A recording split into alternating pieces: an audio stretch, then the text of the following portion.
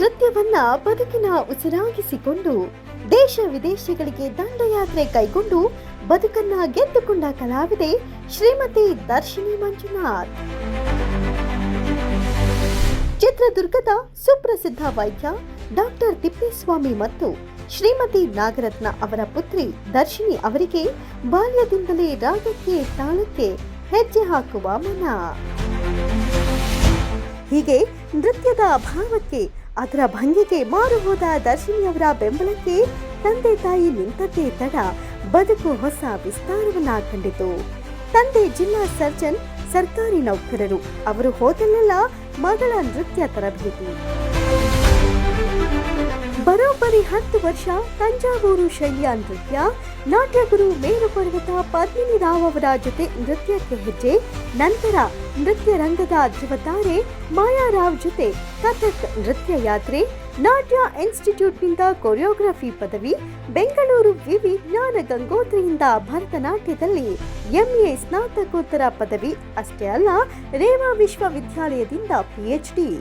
ಇದು ದರ್ಶಿನಿಯವರು ನೃತ್ಯ ತಪಸ್ವಿನಿಯಾದ ಕಥೆ. ಪದ್ಮವಿಭೂಷಣ ಸೋನಾಲ್ ಮಾನ್ಸಿಂಗ್ ಮತ್ತು ರಮಾ ವೈದ್ಯನಾಥ ಹತ್ತಿರ ಕಲಿತ ನೃತ್ಯಾಭಿನಯ ದರ್ಶಿನಿಯವರ ಕೀರ್ತಿಯ ಕಿರೀಟಕ್ಕೆ ಸಿಕ್ಕಿಸಿದ ಮತ್ತೊಂದು ಸಾಧನೆಯ ಗರಿ. ಹೀಗೆ ಆರಂಭವಾದ ನೃತ್ಯ ಪಯಣ ದೇಶ ವಿದೇಶ ಏಕವ್ಯಕ್ತಿ ಪ್ರದರ್ಶನ ಕಂಡು ಸ್ವಂತದ್ದೇ ಆದ ನೃತ್ಯ ಶಾಲೆ ದಿಶಾ ಟ್ರಸ್ಟ್ಗೆ ಸ್ಥಾಪಕ ನಿರ್ದೇಶಕಿಯಾಗುವ ಮಟ್ಟಕ್ಕೆ ಸಾಧನೆಯ ಶಿಖರಕ್ಕೆ ಏರಿದರು ದರ್ಶಿನಿ. ಈಗ 2 ಶಾಖೆಗಳು ನೂರಾರು ಮಕ್ಕಳಿಗೆ ನೃತ್ಯ ಕಲಿಸ್ತಾ ಇರುವುದು ವಿಶೇಷ. ಹೀಗೆ ದೂರದರ್ಶನ ಮಾನ್ಯತೆ ಪಡೆದ ಕಲಾವಿದೆಯಾಗಿ, ನೃತ್ಯ ಶಾಸ್ತ್ರ ತಜ್ಞೆಯಾಗಿ ಪ್ರಾತ್ಯಕ್ಷಿಕೆ ಪ್ರಬಂಧ ಮಂಡಿಸಿದ್ದಾರೆ.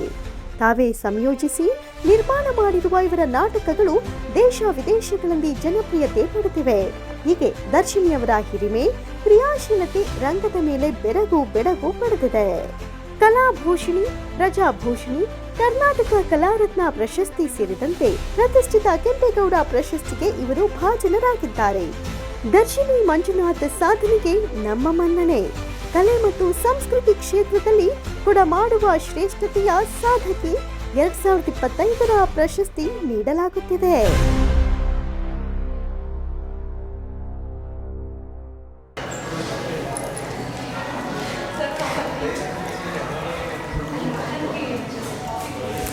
ನಾನು ಪ್ರಶ್ನೆ ಕೇಳೋದಕ್ಕೆ ಮುಂಚೆ ಮ್ಯಾಮ್ ಅವರ ಎಕ್ಸ್ಪ್ರೆಷನ್ಸ್ನ ಮೂಲಕ, ಮುದ್ರೆಗಳ ಮೂಲಕ ಏನೋ ಕನ್ವೆ ಮಾಡಿದ್ದಾರೆ.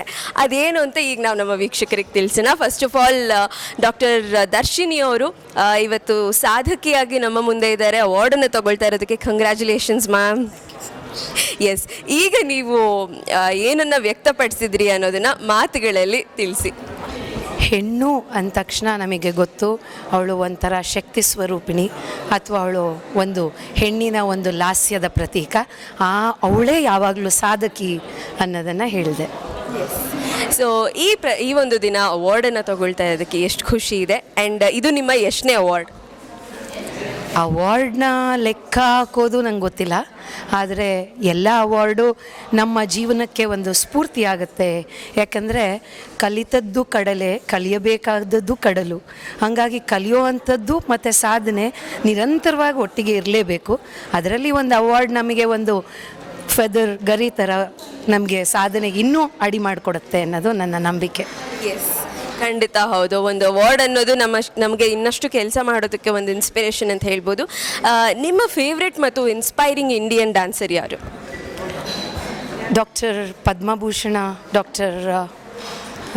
ನಾವು ನಿರಂತರವಾಗಿ ನೃತ್ಯ ಕಲೆನ ಚಿಕ್ಕವರಿಂದ ಅದನ್ನು ಅನುಭವಿಸ್ಬೇಕು ಅಂದರೆ ಗುರುಗಳು, ನಮ್ಮ ಗುರುಗಳು, ಅದರಲ್ಲೂ ಪದ್ಮಿನಿ ರಾವ್ ಅವರು ನನಗೆ ಯಾವಾಗಲೂ ಮಾರ್ಗದರ್ಶನ ನೀಡ್ಕೊಂಡು ಬಂದಿರೋರು ಅವರು, ಹಾಗೂ ಡಾಕ್ಟರ್ ಮಾಯಾರಾವ್, ಹೀಗೆ ಅನೇಕರು, ಡಾಕ್ಟರ್ ಪದ್ಮ ಸುಬ್ರಹ್ಮಣ್ಯಂ, ಹೀಗೆ ಅನೇಕರು ನಮ್ಮ ಸಾಧನೆಗೆ ಯಾವಾಗಲೂ ಮೆಟ್ಟಲಾಗಿರ್ತಾರೆ. Congratulations once again ma'am. And ನಿಮ್ಮ ಈ ಸಂಜೆ ಏನಿದೆಯೋ ಸಿಕ್ಕಾಪಟ್ಟೆ ಬ್ಯೂಟಿಫುಲ್ ಆಗಿರಲಿ ಅಂತ ಹೇಳಿ ವಿಶ್ ಮಾಡ್ತೀವಿ. ಆ್ಯಂಡ್ ಇನ್ನಷ್ಟು ಹೆಚ್ಚಿನ ಅವಾರ್ಡ್ಗಳನ್ನ ನಿಮ್ದಾಗಿಸ್ಕೊಳ್ಳಿ. Thank you so much. Thank you.